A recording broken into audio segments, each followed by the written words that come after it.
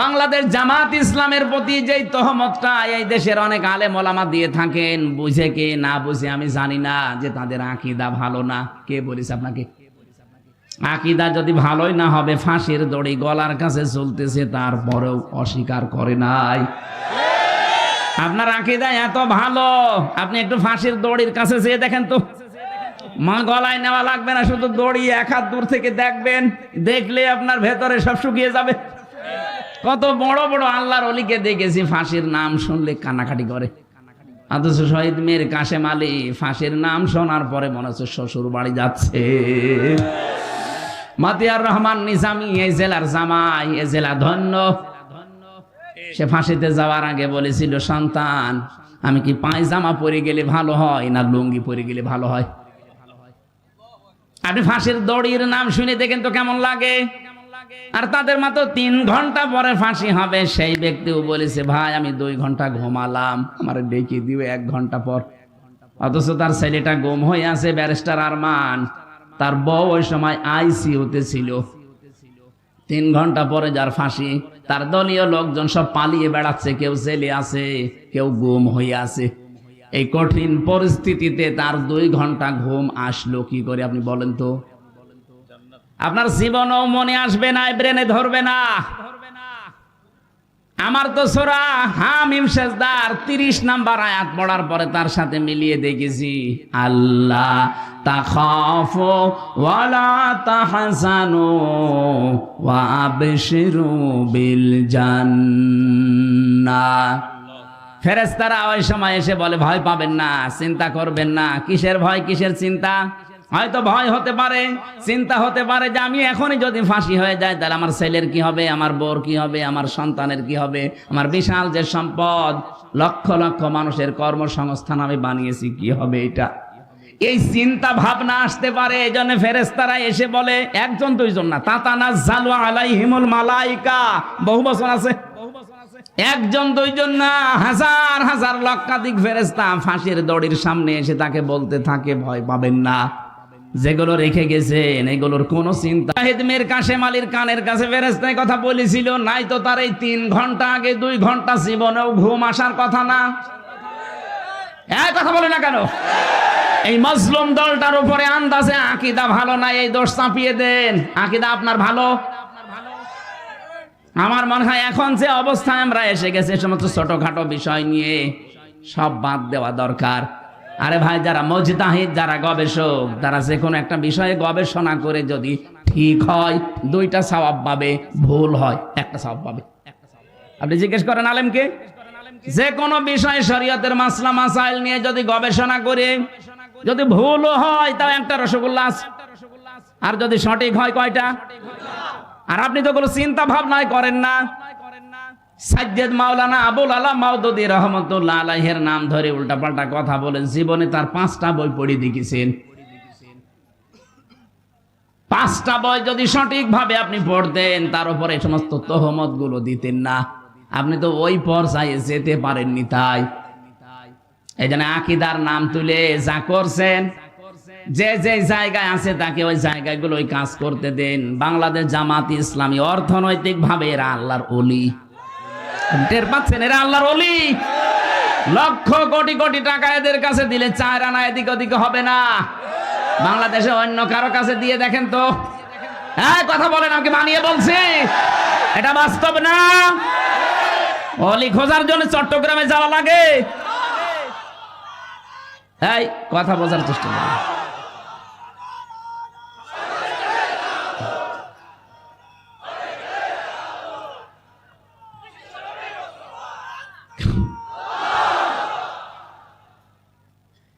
এই মাজলুম দলটার উপরে আমার মনে হয় উল্টা পাল্টা দোষ না দিয়ে তাদের প্রতি সহানুভূতিশীল হওয়া লাগবে।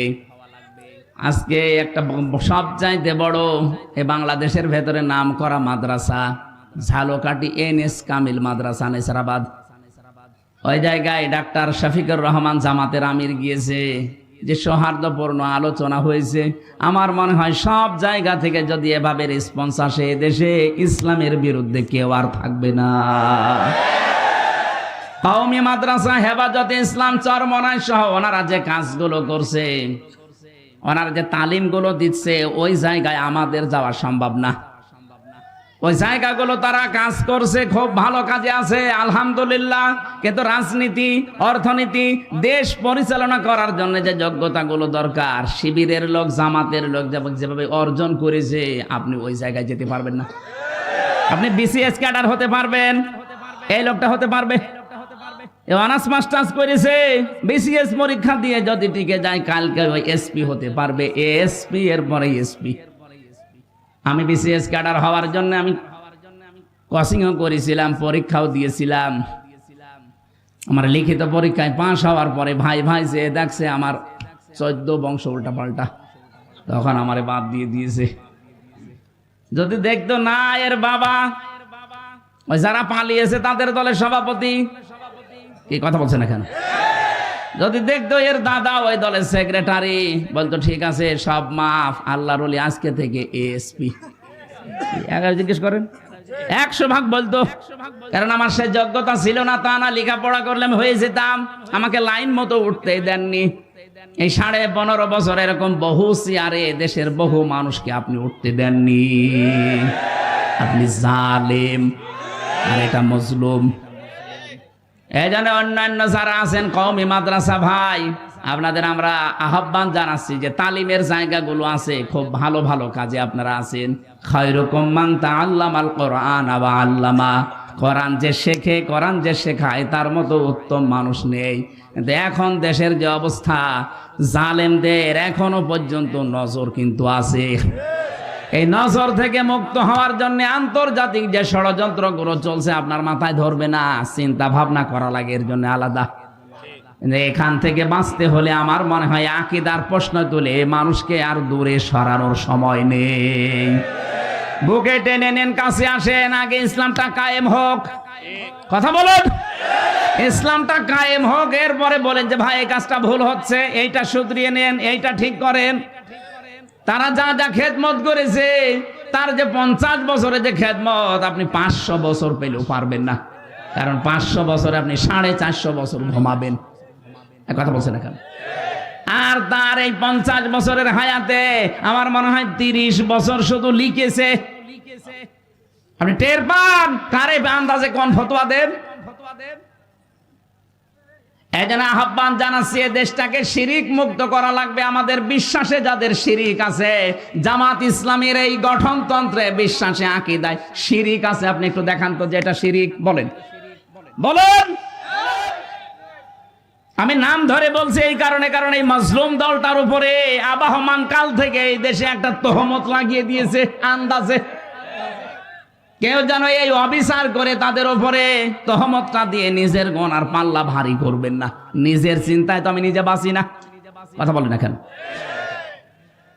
তাহলে এই দেশকে যদি আল্লাহর নিরাপদের চাদর দিয়ে ঢেকতে হয়, জুলুম মুক্ত করা লাগবে, শিরিক মুক্ত করা লাগবে। বলেন, আল্লাহর উপরে আস্থা বিশ্বাস তুলে দিয়েছিল, কথা বলছে না কেন? সার্বভৌম ক্ষমতার মালিক আল্লাহ, এইটা পর্যন্ত বাদ দিয়েছিল। বাংলাদেশ জামাত ইসলামী এইটা বিশ্বাস করত, এই কারণে তাদের নিবন্ধন পর্যন্ত বাতিল করে দিয়েছিল।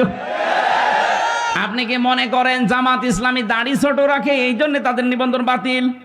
ওরা টুপি মাথায় দেয় হালকা, এই জন্য নিবন্ধন বাতিল না। ওরা জাতে মাতাল হলো তাহলে ঠিক আছে, কাফেররা।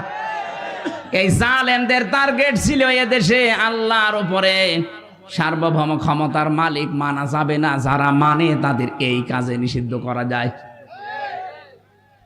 আপনি টের পান কি কোথা থেকে কি হয়?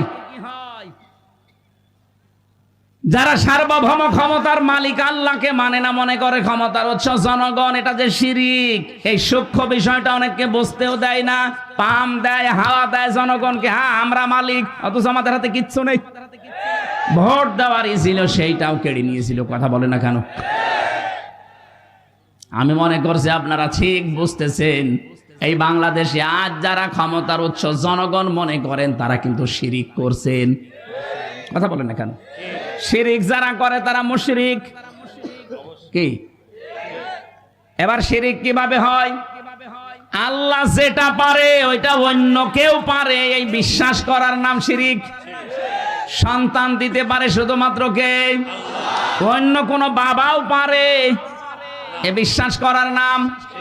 এরকম বিশ্বাস অনেক বাবা, অনেক মা, অনেক বউ করে না, তারা মুশরিক। কারণ আল্লাহ পারে যেটা অন্য কোন বাবা, সে পীরকে, দরবারকে আপনি দিতে পারেন না। আইন তৈরি করতে পারে কে? এটা অন্য কেউ পারে। এই বিশ্বাস করার নাম শিরিক। আর শিরিক যারা করে তারা মুশরিক। সুতরাং বাংলাদেশে যারা আল্লাহর আইনের বিরুদ্ধে অন্য আইন কায়েম করতে চান, সে যে দলের লোক হন, আপনি কিন্তু শিরিক করছেন।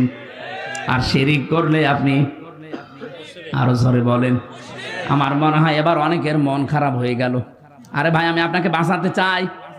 আমি কোরআনের চোখ লাগিয়ে দেখতে পাচ্ছি আপনি শিরিক করে অশান্তির সাগরে ডুবতেছেন দুনিয়ায়, আর মরণের পরে আপনাকে আল্লাহ জাহান্নামে ফেলবে বিনা বিচারে। কারণ মুশরিকদের কোনো বিচার নেই।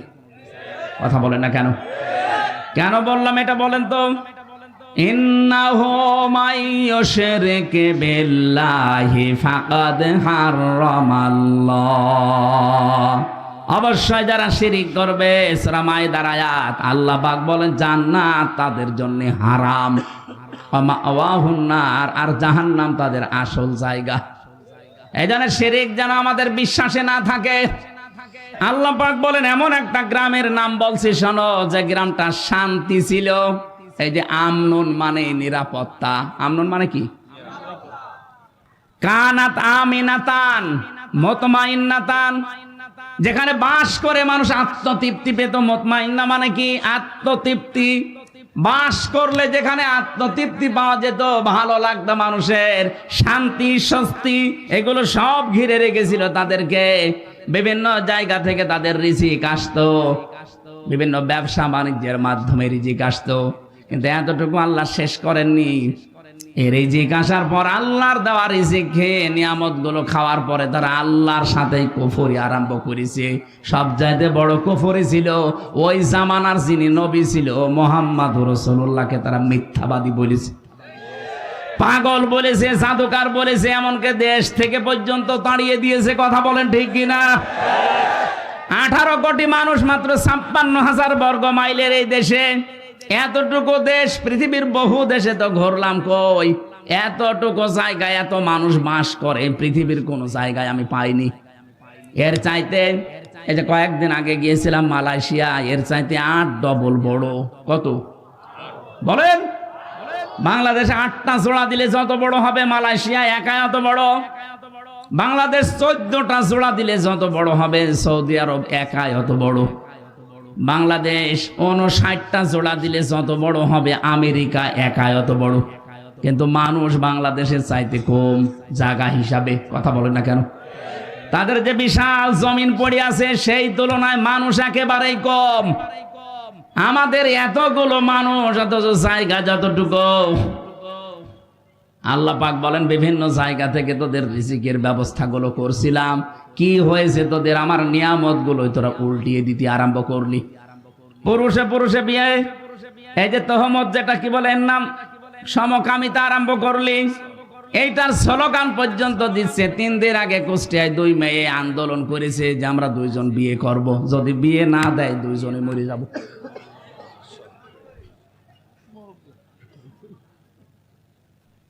আল্লাহর সিস্টেমটাই পুরো পাল্টিয়ে ফেলতে চান। এমনকি আল্লাহর রাসূল এখন নেই, রাসূলের নায়েব আছে। নায়েবে রাসূল আলেমদের গায়ে হাত দিয়েছেন। এই কথা বলছেন না? মাওলানা মামুনুল হকের মাথায় দড়ি দিয়ে, তার হাতে হ্যান্ডকাপ দিয়ে, মাথার উপরে হেলমেট দিয়ে, মনে হচ্ছে যে কি নিয়ে যাচ্ছে, অথচ কিছুই না। আমার মতো একটা দুর্বল মানুষের মাথায় তো দড়ি দিয়েছে, হাতে দিয়েছে হ্যান্ডকাপ, আবার পায়ে ডান্ডা বেড়ি, মাথার উপরে লাগিয়েছে সে লোহার টুপি। মনে হচ্ছে যে কি পেয়েছে, গরু না ছাগল। আপনি যদি আমার সাথে এই করেন, মাওলানা মামুনুল হকের সাথে, মাওলানা সাখাওয়াত হোসেন রাজির সাথে এই করেন, আমার মনে হয় যদি নবীজি এখন বেঁচে থাকতো, নবীর মাথায়ও দড়ি দিত। বলেন?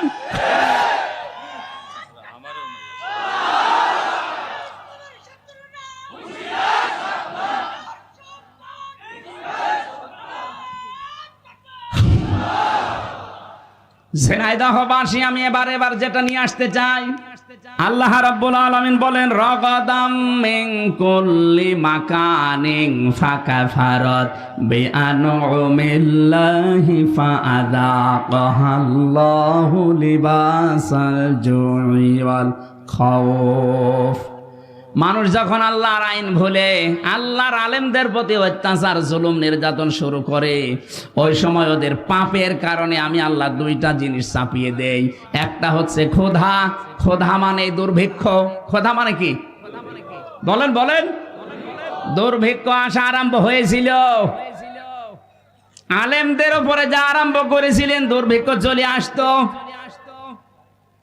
১৫০০ বছর আগে বিশ্ব নবীকে যখন ওরা তাড়িয়ে দিয়েছিল, বিশ্ব নবী যখন যাচ্ছিলেন নিজের ঘর থেকে বের হয়ে হিজরত করার সময় যে জায়গায় দাঁড়িয়ে কাবার দিকে তাকিয়ে বলেছিলেন, কাবার মালিক আমি কিন্তু যেতে চাইনি, কাবার মালিক আমি খুব ভালোবাসি কাবাকে, কিন্তু এর নিষ্ঠুর সন্তানরা আমারে থাকতে দিল না।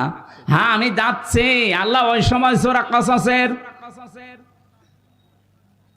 ৮৫ নাম্বার আয়াতটা নাযিল করেছিলেন, ইন্নাল্লাযী ফারাদা আলাইকাল কুরআনা লারাদ্দুকা ইলা মাআদ।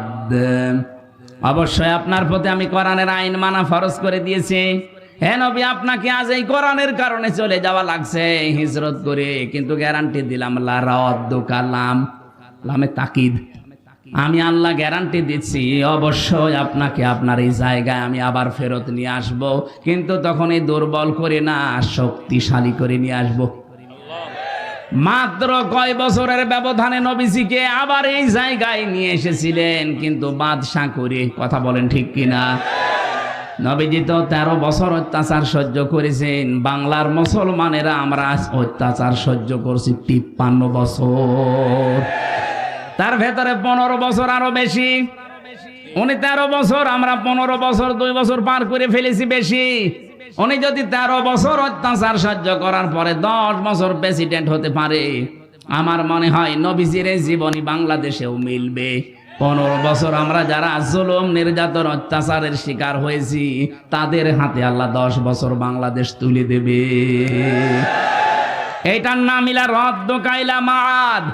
হ্যাঁ, কোরআন বাদ দিয়ে যদি কোনো পাপের কারণে কেউ পালায়, তার শাস্তি হচ্ছে দিন যত যাবে তার প্রতি ঘৃণা তৈরি হবে জনগণের। যেমন চেঙ্গিস খান, হিটলার, এই কথা বলছে না কেন? তারাও মানুষ হত্যার সাথে জড়িত ছিল, কিন্তু দিন যত যাচ্ছে হিটলারের, চেঙ্গিস খানের, যে পালিয়েছে লক্ষণ সেন, কি ৮৫০ বছর আগে পালিয়েছিল লক্ষণ সেন। এদের নাম শুনলেই মানুষ এখন ঘৃণা করে, কিন্তু কোরআনের কারণে যারা চলে গিয়েছিল টিকতে না পেরে, এই মানুষগুলোকে আবার আল্লাহ এই দেশে ফেরত নিয়ে আসতেছে সম্মানের সাথে। মাওলানা আবুল কালাম আজাদ, ওই যে লাল দাড়িওয়ালা লোকটা বাচ্চু রাজাকার নাম দিয়েছিলেন, সে কিন্তু এমনি এমনি পালিয়ে যায়নি, সেও চলে গিয়েছিল, কিন্তু অত্যাচার নির্যাতনের জুলুমে কোরআনের কারণে। আর হলেন না তার পাপের কারণে। আরে ভাই, আপনি আন্দাজে যে দোষ দেন, যে সাক্ষী দেন, আপনি সাক্ষী তো দেন শুনে শুনে, অথচ সাক্ষী হওয়া দরকার দেখে দেখে। সাক্ষী মানে শাহেদ, শাহেদ মানে এই যে দেখে যারা চোখ দিয়ে তারা সাক্ষী দেবে। আর আপনি আন্দাজে শোনেন, জন্ম হয়েছে আপনার ৭৫-এ, সাক্ষী দিচ্ছেন ৭১-এ। আপনার মা বাবার তো বিয়েই হয়নি, আপনি সাক্ষী দিলেন কি করে? তার মানে বোঝা যাচ্ছে আপনি যারও সন্তান, আপনি দুনিয়ায় আসেননি। ৭৫ সালে আসলেন, ৭১ সালে সাক্ষী আপনার নামে, তা আপনি তো বৈধ বাবা মার সন্তান, আশা করা যাচ্ছে না। কথা বলে না কেন? এরকম সাক্ষী হলে তো উল্টাপাল্টা। আমার নামে যে ৪ জন সাক্ষী ছিল মজমপুর গেটে, আর এই যে চড়হাসের, জীবনে আমি কোনোদিন নাম শুনিনি। আর আমারে নিয়ে গেল আমার বাড়ি থেকে, পরের দিন পেপারে দিল না ওনার আমরা চড়হাস থেকে মজমপুর থেকে নিয়েছি। পুরোটা মিথ্যা কথা। তাহলে আমার পক্ষে বিপক্ষে যারা সাক্ষী দিয়েছে, কি সত্য সাক্ষী না মিথ্যা? বলেন বলেন। এরকম সাক্ষী ১৫.৫ বছর চলছিল। এই জন্য কোরআনের কারণে যদি কেউ দূর হয়ে যায় দেশ থেকে, তাদেরকে আল্লাহ সসম্মানে ফিরিয়ে নিয়ে আসেন। আর কোরআনের বাইরে যে মানুষগুলো পালায়, এদের দিন যত যাবে, ওদের চেঙ্গিস খানের মতো লক্ষণ সেনের মতো অবস্থান হবে। লক্ষণ সেন 850 বছর আগে গেছে, আজও পর্যন্ত ফিরে আসেনি, কবরে চলে গেছে। লক্ষণ সেনের যারা আত্মীয় স্বজন পালিয়েছে ওরাও কেউ ফিরে আসবে না, আর হলো উল্টা পাল্টা ফতোয়া দিচ্ছে ফেসবুকে। এরকম আন্দাজে উস্কানিতে পা দেবেন, পেছনে লাল হবে গোপালগঞ্জের মতো। দেখেন না, আর্মি শুধু একটু দিয়েছিল, ওই কয়দিন শুনলাম গোপালগঞ্জ থেকে ঢাকার ভাড়া দাঁড়িয়ে গেলে 1000, বসে গেলে 300।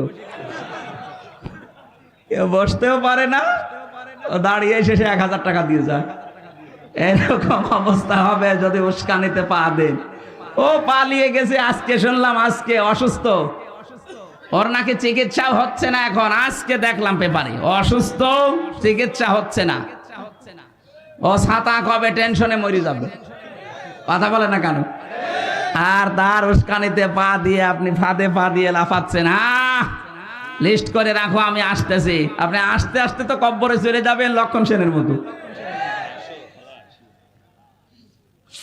ঝিনাইদহবাসী আয়াতের শেষে ছিল আল্লাহ তাদেরকে মজা চাকিয়েছিলেন। এই কারণে নবীজির উপর যখন জুলুম অত্যাচার তারা বাড়িয়েছে, নবীজি বরদোয়া দিয়েছিলেন, আল্লাহ দুর্ভিক্ষ দিও। এমন দুর্ভিক্ষ দিয়েছিল তাদের, খাবার আসাস ওই আশপাশ যে ইয়ামেন থেকে, সিরিয়া থেকে, কুয়েত থেকে, কাতার থেকে খাবার বন্ধ হয়ে গিয়েছিল। এটা নবীদের বরদোয়া। এই 15.5 বছরে এদেশ থেকে বহু কিছু আমরা হারিয়ে ফেলেছি, আলেমদের বরদোয়া। কত আলেমকে আমি তাহাজ্জুদের নামাজ পড়ে হাউমাউ করে কাঁদতে দেখেছি। মাওলানা শাখাওয়াতকে, মাওলানা মামুনুল হককে আমি শিশুর মতো কাঁদতে দেখতাম। তাহাজ্জুদের নামাজে 1.5 পারা, 2 পারা, 3 পারা, 5 পারা পর্যন্ত উনি পড়তো। 2 রাকাত নামাজে 3 পারা পড়ে এমন কান্না আরম্ভ করতো, মনে হচ্ছে কেউ মারা গেছে। আমি তো পাশের রুমে 3 বছর ছিলাম ওনার সাথে। এ জালে আলেমদের কথাগুলো আল্লাহ একদিনও শোনেনি?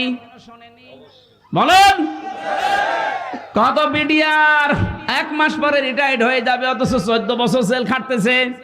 এরা রাতের বেলা যখন উঠতো আমার বাবার চাইতেও বড় তারা। কি কান্না তাদের, এমন একটা আওয়াজ দিত, আমার মনে হয় এই দীর্ঘশ্বাস, এই আওয়াজ আমার আল্লাহর আরশে গিয়ে ধাক্কা খেয়েছে। জালেমদের পতন এমনি একদিনে হয়নি, বহুদিনের জমানো পাপ। এই যে বহুদিনের জমানো পাপ, এটা আমি বানালাম। সূরা আলে ইমরানে আছে 4 নাম্বার পারা 12 নাম্বার পৃষ্ঠা 9 নাম্বার লাইনে আছে, ইন্নামা নমলি লাহুম লিয়াজদাদু ইসমা। আল্লাহ পাক বলেন ওদের পাপের বোঝা যখন পরিপূর্ণ হয়ে যায়, ওয়ালাহুম আযাবুম মুহিন, তখন আমি অপমানজনক শাস্তি দেই। ওনাকে ডিভিশন দেয়নি, তাই আন্দোলন করবে। আরে শয়তান, ও কি এমপি মন্ত্রী, কি ভোটের এমপি মন্ত্রী যে ওরা ডিভিশন দেওয়া লাগবে? ভোটের এমপি ছিল যে অধ্যাপক মিয়া গোলাম পরোয়ার, তারে আপনি ফাঁসির কন্টেম সেলে রাখলেন, জঙ্গিদের সাথে রাখলেন, তখন মানবতা কোথায় গেল? এখন যারা এই কথাগুলো তুলছে এদের পিটিয়ে লাশ বানানো দরকার। শয়তান আমারে 3 বছর মোবাইল দেয়নি, বিচ্ছিন্ন করে রেখেছিল সরকারি মোবাইল থেকে যোগাযোগ, ফাঁসির কন্টেম সেলে আমারে রেখেছিল, তখন তো কোনো কথা বলনি। কত এমপিকে আমি পেয়েছি, তাদেরকে ডিভিশন দেওয়া দূরের কথা, কন্ডেম সেলে রেখে দিয়েছিল। আর এখন ওদের মানবতা উতলিয়ে পড়ছে। এই জালেমদের দোসর যেগুলো, এগুলোর এখনো মায়ের হয়নি, এগুলো এখনো পিটিয়ে গাছ বানানো দরকার। আল্লাহ বলেন ফাযাকাল্লাহ, ওদেরকে আমি আল্লাহ মজা চাকাবো। আল্লাহ যদি ঠাট্টা করে কথা বলতে পারে, আমরা বললে দোষ কি? আল্লাহ বলছেন ফাযাকাল্লাহ, আমি আল্লাহ নিজে ওদেরকে স্বাদ চাকাবো, ওদের পাপের স্বাদ। 1 নম্বরে স্বাদ হচ্ছে লিবাসাল জো, ক্ষুধার পোশাক। পোশাকের নাম দিলেন কেন? কারণ একটা পোশাকেই মানুষের বিভিন্ন জিনিস ফুটে ওঠে। পোশাকের দ্বারাই তার স্ট্যাটাস, তার যে মান সম্মান, তার মর্যাদা, তার যে কোন লেভেলে আছে লোকটা, সেটা পোশাকে ফুটে ওঠে। এই জন্য বাদশাদের পোশাক দেখবেন আলাদা। কথা বলছে না কেন? আল্লাহ বলেন এমন ক্ষুধা দারিদ্র দিয়েছিলাম ওই জামানায় নবীর বরকতে, বরদোয়ার বরকতে, বরদোয়ার ফলে এই মানুষগুলো পায়খানা আর এর সাথে মদ মিশিয়ে পায়খানার মদ মিশিয়ে বড়ি বানিয়ে বানিয়ে ওরা খেয়েছিল। আলেমদের বরদোয়ার কারণে দেশটাও রসগোল্লায় যাচ্ছিল। কিন্তু আমার আল্লাহ মনে হচ্ছে হাতে ধরে 5 তারিখে বাঁচিয়ে দিয়েছেন। অওয়াদানা আনকা বিজরাক আল্লাযী আনকাদা যাহরাক। হে নবী, আপনার পিঠকে বাঁকা করে রেখেছিল আইয়ামে জাহিলিয়াতের পাথর। কিসের পাথর? আইয়ামে জাহিলিয়াতের পাথর আপনার পিঠকে বাঁকা করে রেখেছিল। আমি কি পাথর সরিয়ে দেইনি বোঝা? আমার মনে হয় 1500 বছর পরে আল্লাহ আর একটা আয়াত নাজিল করে আমাদের জানাচ্ছে, বাংলাদেশ মুসলমানেরা, আমি কি তোমাদের পিঠের উপর থেকে আমি জাহিলিয়াতের বোঝা নামিয়ে দেইনি? ওটা ছিল আইয়ামে জাহিলিয়াত, আর এইটা শব্দ দুইটা প্রায় এক। ওরাও যা করতো এরাও তাই করেছে। কথা বলছেন কেন? ওরাও সরকারি মালের কোনো অডিট ছিল না, জোর যার মূল্য তার। এই 15.5 বছরে এইটাই চলছিল, সরকারি মালের কোনো অডিট নেই, জোর যার মূল্য তার। এক একজনের বাড়ি দেখেছেন, এক একজনের বাড়ি চললাম 620টা বাড়ি বানিয়েছে একজন ভূমি মন্ত্রী ছিল। 620টা বাড়ি, ওর বাড়ি লাগে কত? আমাদের কুষ্টিয়ার যিনি মানবতার বন্ধু নামে খ্যাত হানিফ সাহেব, তার এই যে খুলনা, বাগেরহাট আর সাতক্ষীরার যে মাছের ঘেড়, আমার মনে হয় পুরা জেলার অর্ধেকই তার। সব তো জিবরাইল দিয়ে গেছে। বলুন, তার ভাই তার দিকে তাকান, রিকশা চালানোর যোগ্যতাও নেই, অথচ 8 তলা বিল্ডিং বানিয়েছে, মনে হচ্ছে জান্নাত বানিয়েছে। আগস্টের 5 তারিখে বানিয়েছিল, 6 তারিখে বিকাল 5টার সময় যে দেখি পুরাটা জনগণ টয়লেটের সেই প্যান্ট পর্যন্ত খুলে নিয়ে চলে গেছে। এখন ওজাড় গৃহ হয়ে আছে। কোরআনের আয়াত যেভাবে খাপের খাপ মুনতাজের বাপ মিলে যাবে, কথা বলছেন এখন। মুসলমানদের নামও তারা পাল্টিয়ে দিতে চায়, মুসলমান বলে আর ডাকতে চায় না, নাম দিতে চায় মৌলবাদ, রাজাকার, আল বদর। এই পুরাতন সংস্কৃতি সামনে নিয়ে আসলে কি হয়, আজকে কিন্তু নিউ ইয়র্কে একজন টের পেয়েছে। এখানে আশা করছি এটা সামনে যেন কেউ নিয়ে না আসে। নিয়ে আসবেন আপনিও কিন্তু হাসিনার মতো মার খাবেন। ওই মানধাত আমলে ফিরে যেতে চান কোন কারণে? আর যারা ফিরে যেতে চায়, আমার তো আশ্চর্য লাগে, ঝাঁঝর যদি এসে সইকে বলে তোর পেছনে ফোঁটা, ওর কি করা দরকার বলে? আমাদেরকে যারা এই নাম দিতে চান যে আমরা নাকি চেতনায় রাজাকার, আমাদের দলে আপনার সর্বোচ্চ 27 জন, 37 জন, তারপরও 11 জন মরে গেছে। আর যারা এই কথা বলে দেশের মানুষকে উল্টাপাল্টা শিক্ষা দিতে চান, তাদের 1040 জন তালিকা। আশা করছি ওই সমস্ত পেছনে ফিরে না গিয়ে আমরা সামনে এগিয়ে যেতে চাই। আপনারাও মাজলুম দল আসেন, আমরা সবাই একসাথে মিলে একামতের দিন যারা এদেশে কায়েম করতে চায়, আল্লাহর কসম তাদের মনের কথা এইটাই। আমরা এই যে 1150 কিলোমিটার বাংলাদেশের এরিয়া, টেকনাফ থেকে তেতুলিয়া, এখানে যেন আল্লাহর ভয় ছাড়া কোনো ভয় আমার অন্তরে আর কাজ না করে, এইরকম একটা পরিবেশ আমরা তৈরি করতে চাই।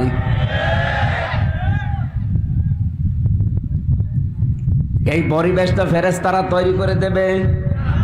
এইটার জন্য কথা বললে যাদের মন খারাপ হয়, রাগ হয়, অবশ্যই তাদের কোনো ধান্দা আছে।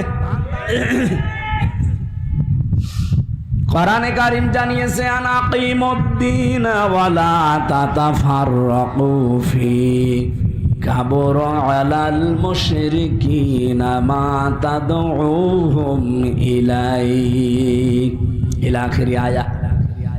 রব্বুল আলামিন বলেন, হে নবী, দিন কায়েম করেন, বিধান কায়েম করেন, এ বিষয়ে কোনো মত পার্থক্য করবেন না। আল্লাহ এতটুকু শেষ করে দেননি। আল্লাহ পাক বলেন, কাবুরা আলাল মুশরিকিনা মা তাদউহুম ইলাইহি। আপনি যেদিকে মানুষকে ডাকেন, আসো দিন কায়েম করে আল্লাহর বিধান জমিনে বাস্তবায়ন করি, এই কথাটা শুনলে সবচাইতে বেশি খারাপ লাগবে, মন খারাপ হবে, রাগ হবে মুশরিকদের। কাদের?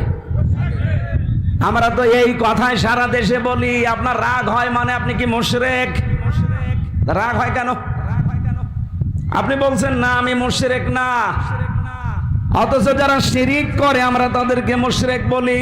আর আল্লাহর ভাষা হচ্ছে যারা মুশরিক তাদের কাছে এটা শুনলেই খারাপ লাগবে, কষ্ট হবে, মন খারাপ লাগবে। তাহলে অবশ্যই আপনার দ্বারা কোনো না কোনো শিরিক হচ্ছে, আপনি হয়তো টের পাচ্ছেন না। কি কথা বলেন না কেন?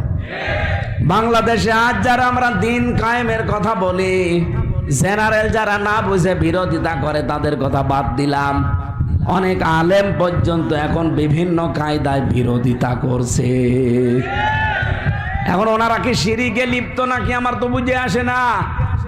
শিরিকে লিপ্ত যদি না হয় তাহলে তাদের কাছে তো দিন কায়েমের কথা শুনলে খারাপ লাগার কথা না।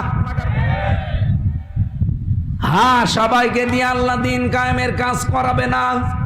আল্লাহু ইয়াজতাবি ইলাইহি মাইয়াশা ওয়া ইয়াহদি ইলাইহি মাইয়ুনিব। আল্লাহ পাক বলেন, আমি যাকে পছন্দ করি, মনোনীত করি, নির্বাচিত করি, আমার যার ভালো লাগে এই মানুষটাকে আমি আল্লাহ দিন কায়েমের কাজে লাগিয়ে দেই। কেন লাগায় জানো? ওয়াহদি ইলাইহি মাইয়ুনিব। এই লোকটা মন থেকে যদি আল্লাহর দিকে ফিরে আসতে চায় আল্লাহ তাকে এই কাজে লাগায়। সুতরাং বাংলাদেশে আজ 18 কোটির উপরে মানুষ, সবাই দিন কায়েমের রাস্তায় নেই।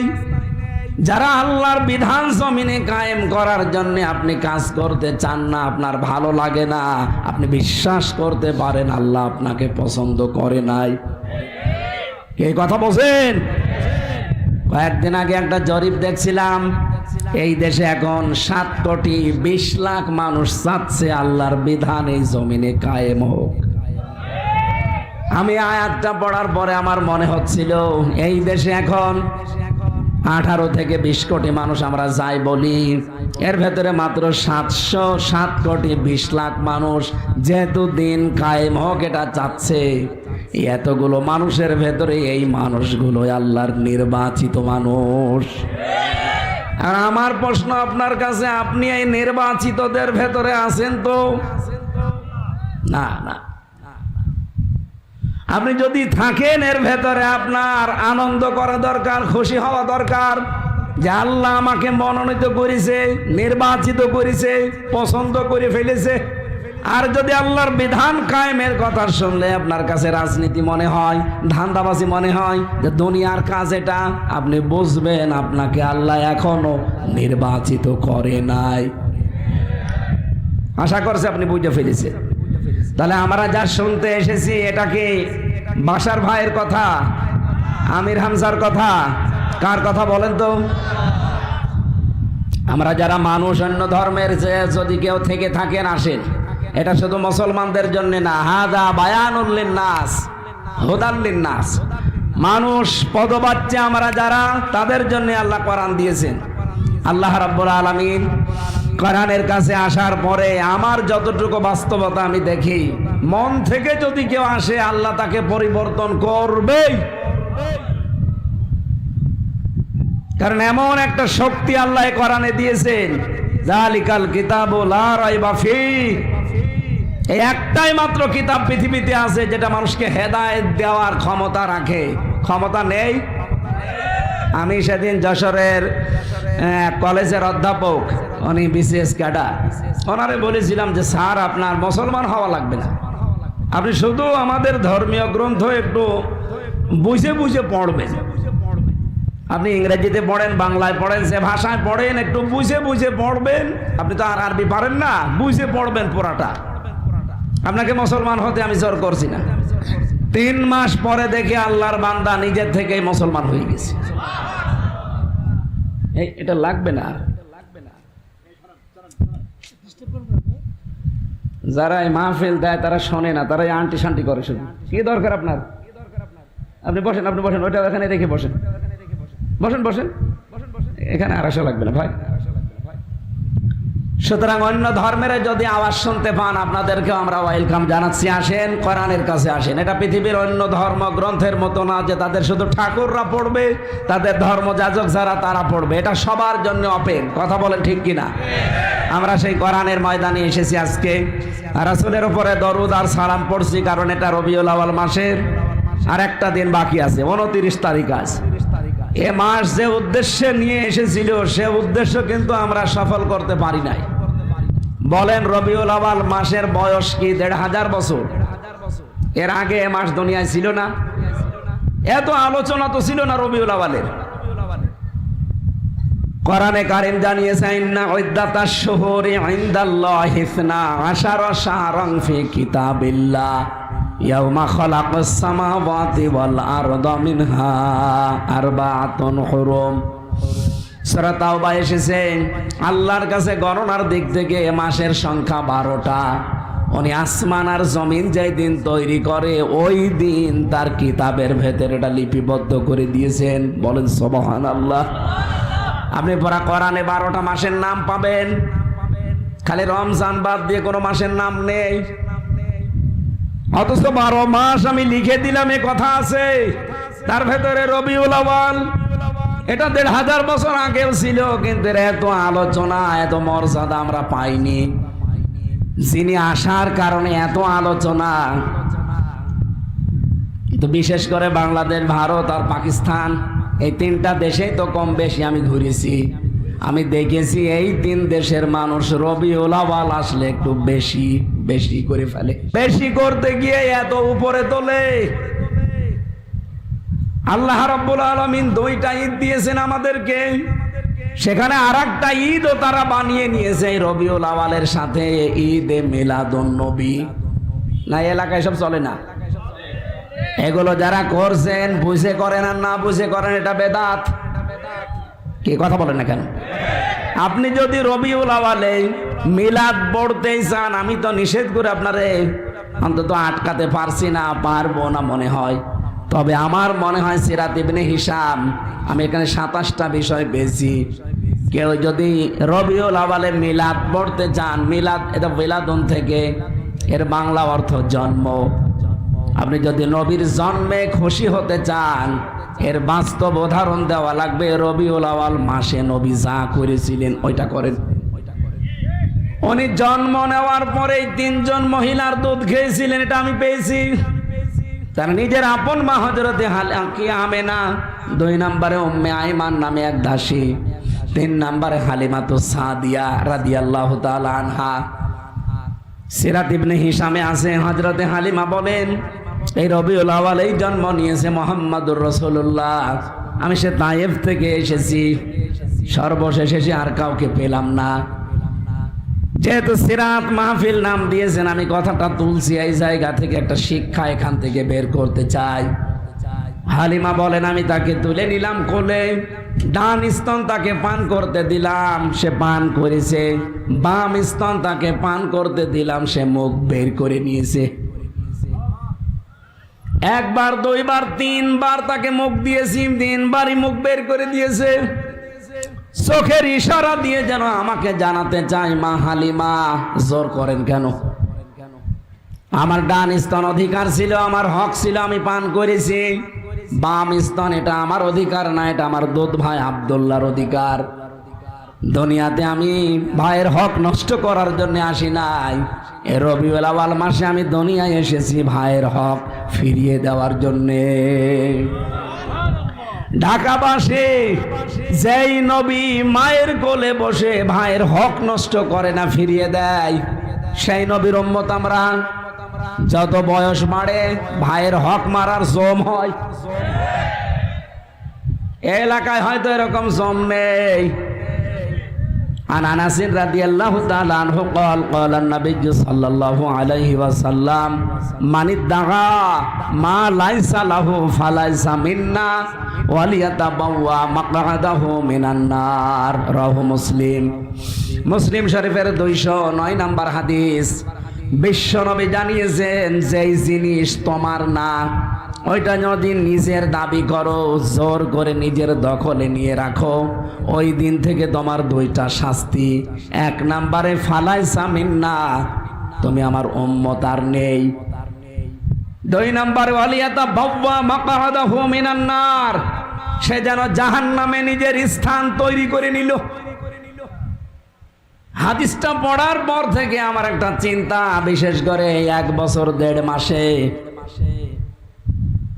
বহু মানুষ নিজের জিনিস বাদ দিয়ে অন্যের জিনিস জোর করে জবরদস্তি করে দখল করে সাদাবাজি করে নিজের আয়ত্তে নিয়ে নিয়েছে।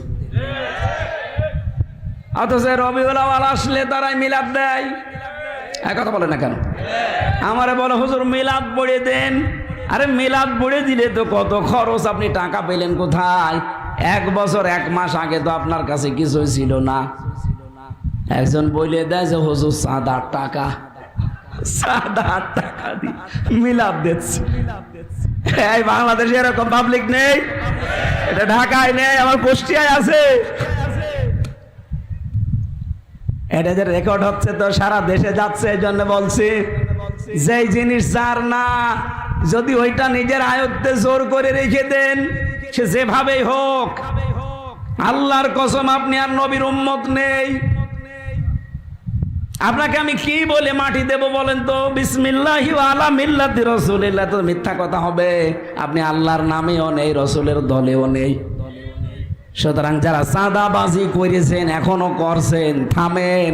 আপনি যদি নবীর উম্মতই না থাকেন, আমি পেছনেরটার বললাম না, দ্বিতীয়টা তো আরো কঠিন। ওয়ালিয়াতাবাওয়া মাকআদাহু মিনান নার, সে যেন জাহান্নামে নিজের একটা স্থান তৈরি করে নিল। হাদিস শোনার পরে হয়তো অনেকের হতাশা এসে যেতে পারে, তাহলে আর নামাজ কালাম পড়ে করব কি? এবার টিকা বলছে, নবীজি বলেন এই পৃথিবীতে যে জিনিস তোমার, ওইটা যদি হাতছাড়া হয়ে যায়, হারিয়ে যায়, কেউ দখল করে নেয়, ওইটা যদি আবার তুমি ফেরত পাও, তাহলে এই হাদিসের যে শাস্তি, সে শাস্তির আওতা মুক্ত থাকবা। কিছু বুঝেছে? আপনি কি গোরস্থানে আছেন নাকি?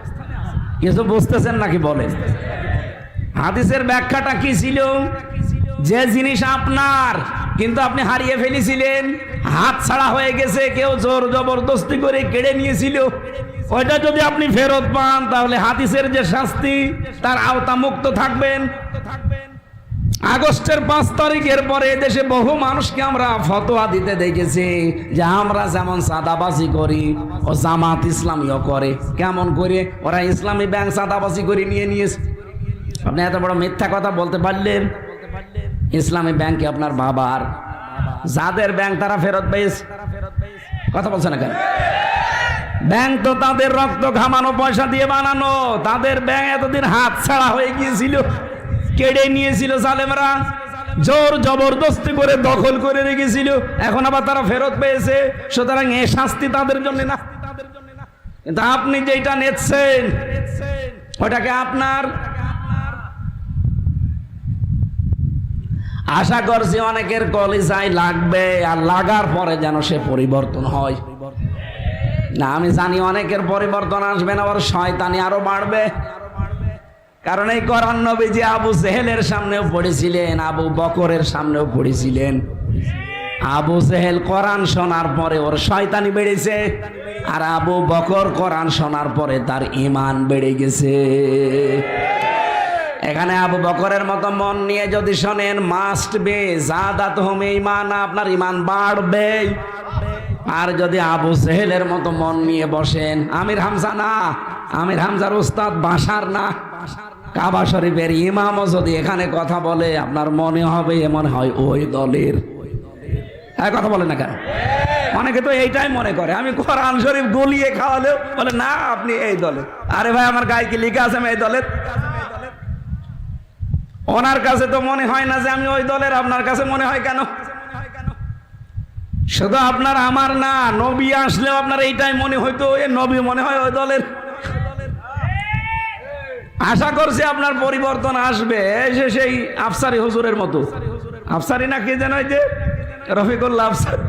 এরপরও যদি কারো বিবেকে কাজ না করে, মনে হয় ওর বিবেকের উপরে কুকুরে পোশাক করেছে। আমি আর নিচে নামতে পারলাম না। রাসূলের মিলাদ পড়েন আপনি, রবিউল আউয়াল আসলে প্রথম শিক্ষাই তো মিলাদ মানে জন্ম। জন্মের প্রথম শিক্ষা এটা যে ভাইয়ের হক নষ্ট করা যাবে না। এ ভাই বলতে নবীজি শুধু দুধ ভাই না, আপন ভাই না, আল মুসলিমু আখুল মুসলিম, মুসলমান মুসলমানের কি। আমার মনে হয় রবিউল আউয়ালে শুধু যদি এই হাদিসটা আমরা মেনে নিতে পারতাম, এই দেশে আর সাদাবাজি বলে সাদাও থাকতো না, বাজিও থাকতো না। কিন্তু সারা জীবন মিলাদই পড়ে যাচ্ছি। এমনকি 19 দিন ব্যাপী মিলাদ চলছে, 63 দিন ব্যাপী মিলাদ চলছে। মাস হচ্ছে 30 দিনে, ও মিলাদ পড়ছে 63 দিন। অথচ এই 27টা শিক্ষার এই শিক্ষাটা নেই। কি মিলাদ পড়েন আপনি? আশা করছি আমরা এইভাবে যদি শিক্ষাগুলো নিতে পারি, পৃথিবীতে অবশ্যই এই সারা বছর আর রবিউল আউয়াল পালন করা লাগবে না, একদিনেই যথেষ্ট হয়ে যাবে। আল্লাহ আমাদেরকে এই সিরাতের মাসে, জন্মের মাসে বিশ্বনবী মুহাম্মদুর রাসূলুল্লাহ থেকে কিছু নেওয়ার তৌফিক দিন, আমিন। ওয়া ইন্নাকা লাআলা খুলুকিন আযীম। এই আযীম শব্দটা আল্লাহ নবীর চরিত্র বলতে গিয়ে ব্যবহার করলেন। কোরআনে কারিমের বর্ণনা পেয়েছি সূরা হিজরের 87 নম্বর আয়াতে। কোরআনের কথা বলতে গিয়ে আল্লাহ পাক আযীম দিয়েছেন, ওয়ালাকাদ আতাইনাকা সাবআম মিনাল মাসানি ওয়াল কুরআনাল আযীম। কোরআনকে আল্লাহ আযীম বলেছেন, আর রাসূলুল্লাহর চরিত্রকে আল্লাহ আযীম বলে ডাক দিয়েছেন। সুবহানাল্লাহ বলতে পারেন না? ওরা কোরআন শরীফের ভেতরে আমি 3 জন নবীর নামের শেষে আল্লাহর নাম পেয়েছি। হযরত ইসহাক নবীর নামের শেষে একটা নাম আছে গোলামিন আলিম, জ্ঞানী বান্দা ছিলেন তিনি। হযরত ইসমাইল নবীর নামের শেষে আমি পেয়েছি গোলামিন হালিম, সহনশীল বান্দা, ধৈর্যশীল বান্দা। আর মুহাম্মদুর রাসূলুল্লাহকে আল্লাহ ডাক দিয়েছেন খুলুকিন আযীম। আমার এমন মহান চরিত্রের বান্দা যে কিয়ামত পর্যন্ত মানুষ শুধু অনুসরণই করে যাবে, এর কোল কিনারা পাবে না। আপনি কি অনুসরণ করবেন সেই কথাটা আজকের আমার তেলাওয়াত কিন্তু আয়াতের ভেতরে আমি একটু টাচ দিয়েছি। সূরা আনআম 50 নম্বর আয়াতের শেষের দিকে আছে। যেহেতু রাত গভীর হয়ে যাচ্ছে, এজন্য আমি খুব তাড়াতাড়ি করে শেষ করে দেব। সূরা আনআমের এই 50 নম্বর আয়াতের শেষের দিকে আল্লাহ বলেন, ইন আত্তাবিউ ইল্লা মা ইউহা ইলাইয়া। আমি তো অনুসরণ করি ওইটা, আর যেটা আমার উপরে আল্লাহ ওহী হিসাবে নাজিল করেন। সুতরাং আমাদের অনুসরণ করা লাগবে। এই রবিউল আউয়াল মাস থেকে আপনি আরম্ভ করতে পারেন। রাসূলুল্লাহকে অনুসরণ করতে হলে কোরআনকে অনুসরণের মাধ্যমে করা লাগবে। এবার আমার একটা প্রশ্ন হচ্ছে, বাংলাদেশ আর ভারত, এই 2 দেশে আমি প্রায় জায়গায় ঘুরে ঘুরে দেখলাম এই 2 দেশে একটু ঝামেলা আছে। সূরা আলে ইমরানের 31 নম্বর আয়াতটা নিয়ে আজকে একটু নিরসন করব, যেটা রেকর্ড হচ্ছে, চলে যাবে সারা দেশে। বলা হয় বিভিন্ন জায়গা থেকে এই রবিউল আউয়াল আসলে এই আয়াতটা পড়া হয়, কুল ইন কুনতুম তুহিব্বুনাল্লাহা ফাত্তাবিউনি ইউহিব্বুকুমুল্লাহ। নবী আপনি বলুন, যদি তোমরা আল্লাহকে ভালোবাসো, এ দাবি তোমাদের আছে? যদি থাকে যে আল্লাহ তোমাকে ভালোবাসি, এ দাবি করার দরকার নেই, আমার রাসূলের অনুসরণ করো। এ দাবি আমরা যারা করি যে আল্লাহ তোমাকে ভালোবাসি, এ দাবি পূরণ করতে হলে রাসূলুল্লাহর অনুসরণ করা লাগবে। কথা বলেন না কেন? কেউ যদি রাসূলুল্লাহর অনুসরণ করে, আল্লাহ বলেন ইউহিব্বুকুমুল্লাহ, আমি নিজেই তাকে ভালোবাসা আরম্ভ করব। না, শব্দটার দিকে তাকান। এই শব্দ আমি জন্মের পর থেকে আমরা শুনছি। ইউহিব, এটা মুজারে, বর্তমান, ভবিষ্যৎ, প্রেজেন্ট, ফিউচার। আপনি যখন রাসূলুল্লাহর অনুসরণ আরম্ভ করবেন, তখন আল্লাহ আপনাকে ভালোবাসা শুরু করবে। কি কথা বলেন না কেন? আর আল্লাহ যদি কাউকে ভালোবাসা আরম্ভ করে, ওয়াগফির লাকুম যুনুবাকুম, তার পেছনে যত অপরাধ আছে আল্লাহর সব। আমরা এমন একটা রাষ্ট্র কোরআন দিয়ে সাজাতে চাই যেখানে সবার অধিকার সংরক্ষিত থাকবে ইনশাআল্লাহ। আর আমার যতটুকু বাস্তবতায় আমি দেখতে পাচ্ছি, এইটা সামনে নিয়ে এদেশের অনেক রাজনৈতিক দল চাচ্ছে, যেটা তার নাম পিয়ার পদ্ধতি। এনারা চাচ্ছে যে কারো সম্মান যেন নষ্ট না হয়, যার যে মর্যাদা সে যেন পায়, এমনকি কারো অধিকার সে যেন বঞ্চিত না হয়। আমার যতটুকু অধিকার আছে আমি যেন ভোগ করতে পারি। এই সিস্টেমটা পালন করার জন্যই কিন্তু পিয়ার পদ্ধতির দাবি উঠেছে। যারা দায়িত্বে আছে আমরা আশা করছি তারা মেনে নেবে। কি কথা বলছেন? যেহেতু সম্মানিত সৃষ্টি আমরা, আর আমরা এমন একটা কালামের কথা শুনতে আসলাম যেখানে সবার কথা আছে। মানুষ পদবাচ্যে যারা আমরা বিবেচিত, তাদের জন্য আল্লাহ দিয়েছেন কোরআনের আলোচ্য বিষয় মানুষ। কি বলেন তো? কোরআনের আলোচ্য বিষয় কি মানুষ? কোন মানুষ? এই যে বায়ানুল লিন্নাস, লাম শব্দটা আমি আরবি গ্রামার অনুযায়ী যেটা দেখেছি, এটা জীবিত মানুষদের জন্য ব্যবহার করা হয়। এই যে বায়ান, এই যে বক্তব্য কোরআনে আমি আল্লাহ দিলাম, এটা মরা মানুষের জন্য না, এটা জীবিত মানুষের জন্য। কিন্তু আফসোস, আমাদের জীবিত মানুষদের সামনে কোরআন ব্যাখ্যা করা, কোরআন শোনানো, বোঝানো আমাদের এই দেশে বড় কঠিন হয়ে পড়েছিল এবং এখনো অনেকের জায়গায় কঠিন হয়ে পড়েছে। যারা জীবিত মানুষদেরকে কোরআন শোনাতে দিতে চান না, হ্যাঁ, কারি সাহেবের মতো কানে হাত দিয়ে তেলাওয়াত করলে শুনতে চায়, কিন্তু ওই তেলাওয়াত কিন্তু আয়াতগুলোই যদি ব্যাখ্যা করা হয়, ওয়ালা সাউফা ইউতিকা রাব্বুকা ফাতারদা, হে নবী অতি শীঘ্রই আপনাকে আমি এমন কিছু দেব যে আপনি খুশি না হয়ে পারবেন না। কি কি দেবেন আল্লাহ? ওখানে যতগুলো কথা তাফসিরে আছে, ওইটা বাংলায় বলতে গেলে অনেক মানুষ মনে করে যে এইটা রাজনীতি, এইটা ধান্দাবাজি। মানে ওনারা যে ধান্দায় থাকে মনে করে সবাই আমার মতো ধান্দাবাজ। এই জন্যে কোরআনে কারীম শুধু তেলাওয়াত ওইটার নাম না, তেলাওয়াতের যে অর্থগুলো আমরা পেয়েছি আপনাকে শুদ্ধ করে পড়া লাগবে, আপনাকে বোঝা লাগবে বিষয়টা, নিজে ওর উপরে বাস্তবে আমল করা লাগবে, কাজ করা লাগবে। 4 নম্বরে ওইটা যেন মানুষ মানতে পারে সেই পরিবেশ তৈরি করে দেওয়া লাগবে। এইটার নাম তেলাওয়াত। হাক্কা তিলাওয়াতের ব্যাখ্যায় এইটাই লেখা আছে ফি জিলাল কোরআনে। সাইয়্যিদ কুতুব রহমতুল্লাহ আলাইহি বলেন, কেউ যদি হাক্কা তিলাওয়াতি এর হক আদায় করতে চায়, এই 4টা বিষয় মাস্ট বি, তাকে মানা লাগবে, শুদ্ধ করে পড়া লাগবে। আমি এখান থেকে যদিও কথাটা বলা ঠিক না, তারপরও বলছি, একামতে দিনে যারা আছেন বা আসতে চাচ্ছেন বা আসতেছেন, আমি আশা করব আগামী থেকে আপনাদের তেলাওয়াত যেন শুদ্ধ হয়। এটা নিয়ে বিভিন্ন জায়গায় প্রশ্নের সম্মুখীন হওয়া লাগে। এই জন্য যারা এই লাইনে আসতে চান, আপনাদের প্রথম কর্মসূচি কোরআন যেন শুদ্ধ হয়। আমার কথার অর্থ বোঝেন? আমি কোন দিকে ইঙ্গিত দিয়েছি অবশ্যই যারা জ্ঞানী মানুষ বুঝে ফেলেছেন। 2 নম্বরে আমরা চাই এটা যেন আপনি বোঝেন। 3 নম্বরে শুধু বুঝলে হবে না, এটা আপনাকে যতটুকু বোঝেন অতটুকু প্র্যাকটিক্যাল লাইফে মানার চেষ্টা করা লাগবে। শুধু নিজে মানলে হবে না, এটা যেন মানুষ মানতে পারে সেই পরিবেশ তৈরি করে দেওয়া লাগবে। আর এইটার দায়িত্ব ফেরেশতাদের। কার? আল্লামা শহীদ দেলাওয়ার হোসাইন সাইদি রহমতুল্লাহ আলাইহি যতদিন তিনি কোরআন শুদ্ধ করে পড়েছিলেন, এই দেশে তার শত্রু ছিল না। তিনি যতদিন না ছিল না।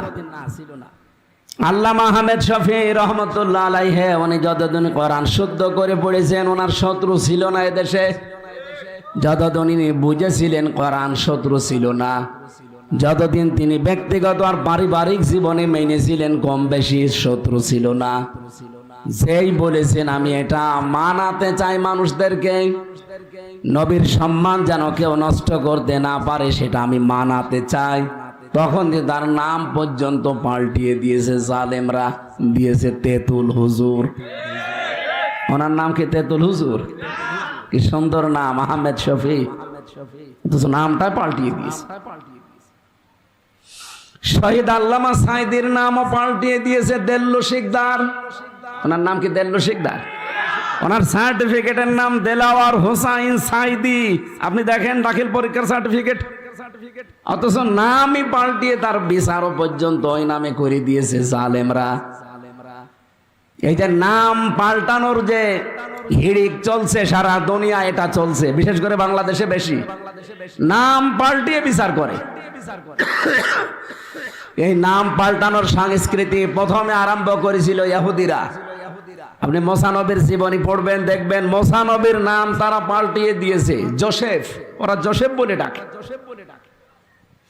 হযরত ঈসা নবীর নাম তারা পরিবর্তন করে দিয়েছে যিশু।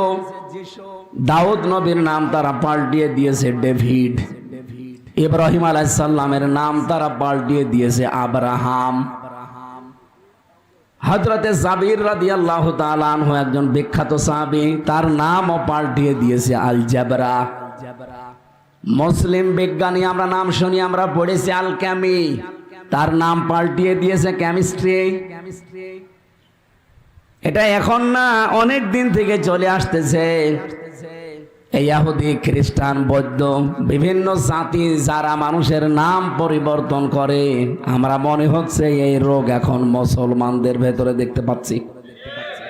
এই 15.5 বছরে তো একেবারে হিড়িক চলছিল, যেখানে যা পেয়েছে কেটে কেটে নাম পাল্টিয়ে বাবার নাম দিয়েছে। এমনকি টয়লেটের নামও দিয়েছে বাবার নামে। আমার নামও পাল্টিয়ে দিয়েছিল, আমার নাম দিয়েছিল পিসকে হুজুর। আমার রিমান্ডে নাম বলতো না, বলো পিসকে হুজুরে নিয়ে আসে। আমি আর ওই যে ছোটটা যেটা এক জায়গায় ছিলাম, আমাদের দুইজনকে বলতো পিসকে দুইটারে নিয়ে আসে।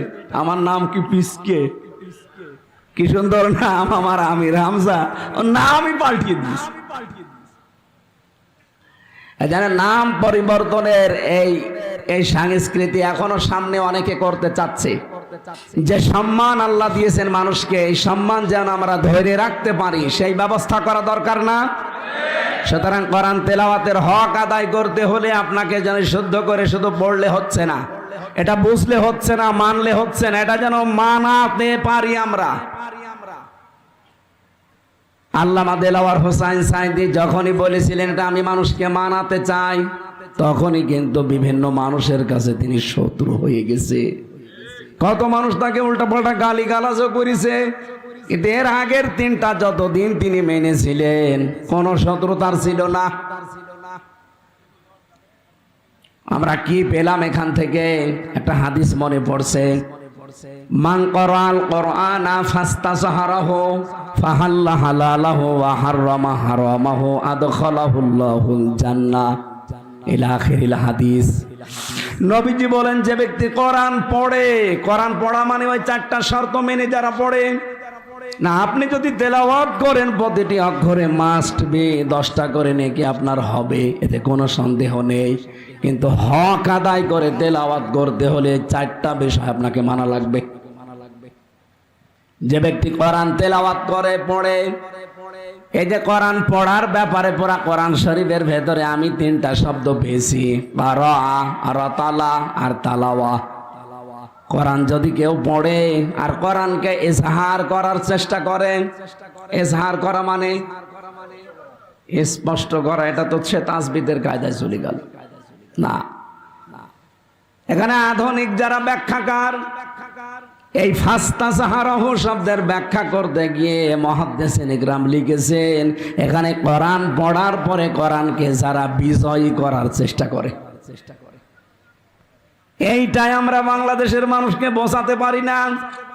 এই লোকটা আজ মনে হয় 30 বছর চিল্লাচ্ছে এই জিনিসটা বোঝাতে। আমিও আজ 8-9 বছর চিল্লাচ্ছি এইটা বোঝাতে, তো মানুষকে বোঝাতেই পারি না যে কোরআন পড়লে কোরআনকে বিজয় করার জন্য চেষ্টা করা লাগবে। কোরআন যদি বিজয় না হয় তাহলে আপনি হালালকে হালাল জেনেও মানতে পারবেন না, হারামকে হারাম জানার পরও ছেড়ে দিতে পারবেন না। এরকম পরিবেশ বাংলাদেশে নেই? আছে মানে? আপনি এই দেশের একটা জায়গা দেখান যেখানে হালালকে হালাল জানার পরে মেনে চলা যায় 100 ভাগ। আপনি জানেন যে হালাল, তারপরে মানতে পারবেন না। কারণ হচ্ছে কোরআন এজহার নেই, কোরআন বিজয় নেই। কোরআন যদি এসে বিজয়ী হয়ে যায়, আপনি হালালকে হালাল মানতে পারবেন, হারামকে হারাম জানার পরে ছেড়ে দিতে পারবেন। কি হবে তখন? এই যে নবীজির হাদিস ছিল, আদখালাহুল্লাহুল জান্নাত, আল্লাহ তাকে জান্নাতে দিয়ে দিয়েছে। না না, সুবহানাল্লাহ পড়লেন কে? আপনি কি বুঝে পড়েছেন? এটা মাঝের শিকা, ওস্তাদ আছে এখানে। মাঝি মানে অতীতের শব্দ। আল্লাহ তাকে জান্নাতে দিয়ে দিয়েছে। আমার প্রশ্ন, আমরা কি এখনো মারা গেছি যে আমি জান্নাতে চলে গেলাম? তাহলে হাদিসের এই শব্দ কি ভুল? না, ভুল না। আমি ব্যাখ্যায় পড়েছিলাম, খুলে ফেলি ভাই, মানে ঠিক আছে, এখানে একটা কিছু দেওয়া যেত, ওইটা একটু দিলে।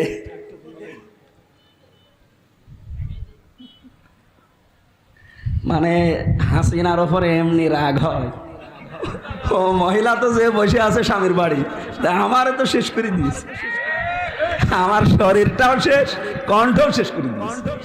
3 বছর একাধারে যা খাওয়িয়েছে, আমার প্রতিটি খাবারে দিত তেঁতুল। ডাল রান্না করে তেঁতুল দেয়, সবজি রান্না করে তেঁতুল দেয়, মাছ রান্না করে তেঁতুল দেয়। খাবো কি? ওই খেয়ে খেয়ে কণ্ঠটা নষ্ট হয়ে গেছে।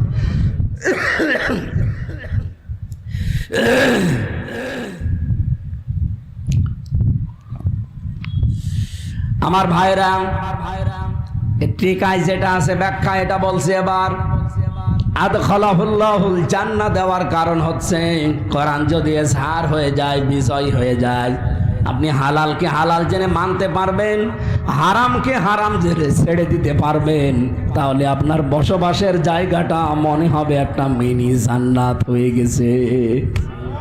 আর আমরা ওইটাই চাচ্ছি। কথা বলেন না কেন? এ মাহফিলে উপস্থিত হয়েছেন আপনাদের এই নিউ টাউন জামে মসজিদের সম্মানিত খতিব, এই এলাকার বাসিন্দা, কুমিল্লার কৃতি সন্তান, ইসলামিক চিন্তাবিদ, শিক্ষাবিদ, হাজারো আলেমের উস্তাদ, শ্রদ্ধাভাজন বড় ভাই মুহাদ্দিস মাওলানা ডক্টর মুফতি আবুল কালাম আজাদ বাশার, দামাত বারকাতুহুমুল আলিয়া, বলেন আমিন। উপস্থিত হয়েছেন এই আসনের জন্য বাংলাদেশ জামাত ইসলামী কর্তৃক মনোনীত নমিনি, উনি এমপি পদপ্রার্থী না, কে যেন ঘোষণা দিল এমপি পদপ্রার্থী না। বাংলাদেশে জামাত ইসলামী থেকে যে 300 জনের নাম এসেছে, একটাও পদপ্রার্থী না, সব নমিনি।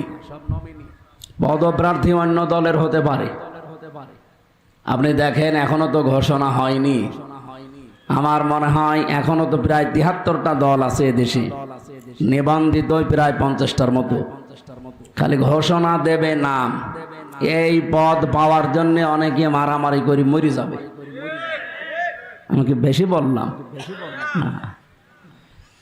এই জন্যে জামাত ইসলামী বাংলাদেশ থেকে যারা এই জায়গায় এসেছেন, একটাও পদপ্রার্থী নয়, এরা সব নমিনি।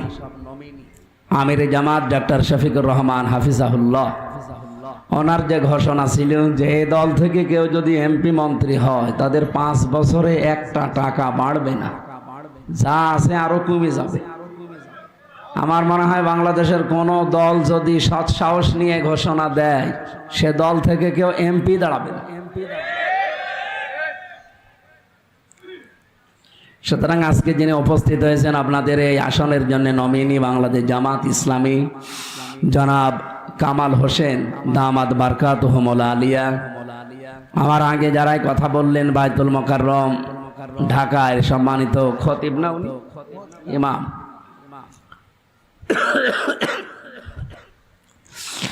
ওস্তাদের কথাগুলো আল্লাহ আমল করার তৌফিক দিন। কথা বললেন মাওলানা হোসাইন মাহফুজ চুয়াডাঙ্গা থেকে। এর আগে অনেকে কথা বলেছেন, সবার কথাগুলোকে জীবনে আমল করার তৌফিক কামনা করছি। মঞ্চে বসা ওলামায়ে কেরাম, সামনে বসা মুসলমান ভাইরা, পর্দার আড়ালের সম্মানিতা মা এবং বোনেরা, প্রশাসনের ভাইরা, প্রাণ প্রিয় ঢাকাবাসী, দল মত জাতি বর্ণ ধর্ম নির্বিশেষে আজকের এই অনুষ্ঠান, এটা কি শুধুমাত্র জামাত ইসলামের অনুষ্ঠান, শুধু চরমনায়ের অনুষ্ঠান, শুধু বিএনপির না, যেহেতু কোরআনের আলোচনা শুনতে এসেছি আমরা নবীজির সিরাত, নবীজির জীবনী, হাযা বায়ানুল লিন্নাস, মানুষ পদবাচ্যে যারা বিবেচিত তাদের জন্য এখানে বর্ণনা করা আছে। দুঃখজনক হলো একটা সত্য কথা বলতে হচ্ছে, ওয়ালাকাদ কাররামনা বানি আদম, পৃথিবীতে আল্লাহ বলেন আমি বনি আদম সন্তানকে সম্মানিত করেছি, কিন্তু এই সম্মানিত সৃষ্টির সম্মান নিয়ে সবচাইতে বেশি সিনেমিনে খেলা হয়েছে এই 15.5 বছর। এর আগেও হয়েছিল, কিন্তু এই 15.5 বছর একটু বেশি হয়েছে। আগামী থেকে কেউ যেন এই সৃষ্টির শ্রেষ্ঠ আশরাফুল মাখলুকাত মানুষের সম্মান নিয়ে কেউ সিনেমিনি খেলতে না পারে, তাদের মতো জুলুম, অত্যাচার, নির্যাতন যদি আবার কেউ আরম্ভ করে তাহলে তাদেরকে আল্লাহ দ্বিগুণ শাস্তির মুখোমুখি করবেন। এই জন্য আশা করছি আমার প্রথম কথাটা, যেহেতু এটা রেকর্ড হচ্ছে, লাইভ চলছে সারা পৃথিবীতে, যারা এখন ওই সমস্ত কাজে আছেন তারা আশা করছি থেমে যাবেন। আমি আসার পরে এই কাঠের চেয়ারে বসতে পারি নাই, আমি রিমান্ডে থাকাকালীন টর্চারের শিকার হয়েছিলাম। ওরা মানে এমন এমন জায়গায় পিটিয়েছে যে ম্যাডাম ছাড়া কাউকে দেখানো যায় না। এ কারণে এই জায়গায় বসলে 2 মিনিট 3 মিনিট পরে ওঠা লাগে। মানে গদি দিয়ে নিলাম, এবার আর ওঠা লাগবে না ইনশাআল্লাহ। আলহামদুলিল্লাহির রহিমির রহমান আল্লাযী খলাকনা লিল ইবাদাতি ওয়াল জান ওয়া খাসসানা বিত তাকরীমি বাইনাল হায়াওয়ান ওয়া নাশহাদু আল্লা ইলাহা ইল্লাল্লাহু ওয়াহদাহু লা শারীকা লাহু শাহাদাতাম মুওসিলাতান ইলাল জিনান ওয়া নাশহাদু আন্না মুহাম্মাদান আবদুহু ওয়া রাসূলুহুল মাবউসু ফীনা বিল হুদা ওয়া দীনিল হাক্কি লিয়ুযহিরাহু আলাল আদিয়ান সাল্লাল্লাহু আলাইহি ওয়া আলা আলিহি ওয়া আসহাবিহিল কিরাম মা দামাশ শামসু ওয়াল কমারু বিজিরিয়ান ওয়ান নাজমাদ ওয়া আলিহি ওয়া আসহাবিহি ওয়া বারিক ওয়া সাল্লিম। আলহামদুলিল্লাহ।